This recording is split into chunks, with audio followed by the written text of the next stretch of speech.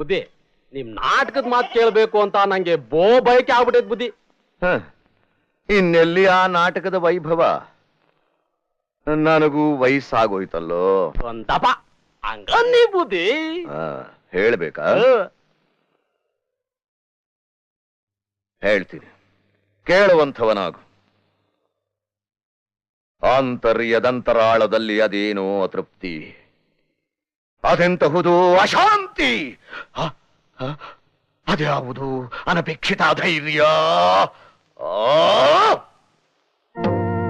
ಈ 8ನೇ ದಶಕಂಠ ರಾವಣನನ್ನು ಬೆಚ್ಚಿಸಿ ರೊಚ್ಚಿಗೆಬ್ಬಿಸುತ್ತಿರುವ ಆ ಅದೃಶ್ಯ ಶಕ್ತಿ ಯಾವುದು? ವಿವಿಧ ಲಲಾಟ ಲಿಖಿತನಾದ ವಿಧಾತನೆ.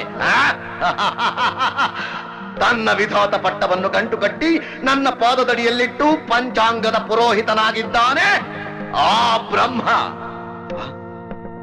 ಹಾಗಾದರೆ ನನ್ನನ್ನು ಕ್ಷಣ ಕ್ಷಣಕ್ಕೂ ಕಾಡಿಸುತ್ತಿರುವ ಈ ಭ್ರಾಂತಿ ಕ್ಷಣಚಿತ್ತ ಕ್ಷಣಪಿತ್ತರಾದ ನವಗ್ರಹಗಳ ಕ್ರಾಂತಿಯೇ. ಭ್ರಾಂತು.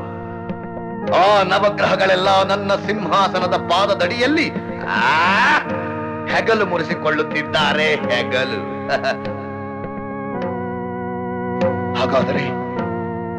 ಹಾಗಾದರೆ ನನ್ನನ್ನು ನಿಮಿಷ ನಿಮಿಷಕ್ಕೂ ನಿಶ್ಶಬ್ದನನ್ನಾಗಿ ಮಾಡಿ ಗಾಢವಾಗಿ ಕಾಡುತ್ತಿರುವ ಕಾಣದ ಕೈ ಯಾವುದು?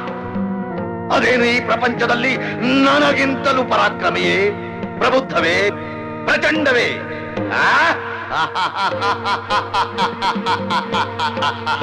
ಸಾಧ್ಯವಿಲ್ಲ. ನಾನು ಚತುರ್ದಶ ಭುವನ ಭಯಂಕರನಾದ ಲಂಕೇಶ್ವರ ರಾವಣ, ಸರ್ವತ್ರ ಸರ್ವತಂತ್ರ ಸ್ವತಂತ್ರನಾದ ಪ್ರಬುದ್ಧ ರಾವಣ, ಎಲ್ಲ ಬ್ರಹ್ಮಾಂಡ ತಂಡೋಪತಂಡಗಳನ್ನೇ ಚಂಡಾಡಬಲ್ಲ ದಂಡು ದಾಳಿಗಳ ಮಂಡಲ ನಾಯಕರಾದ ಗಂಡನೆಯ ಗಂಡರ ಗಂಡನಾದ ಪ್ರಚಂಡ ರಾವಣ.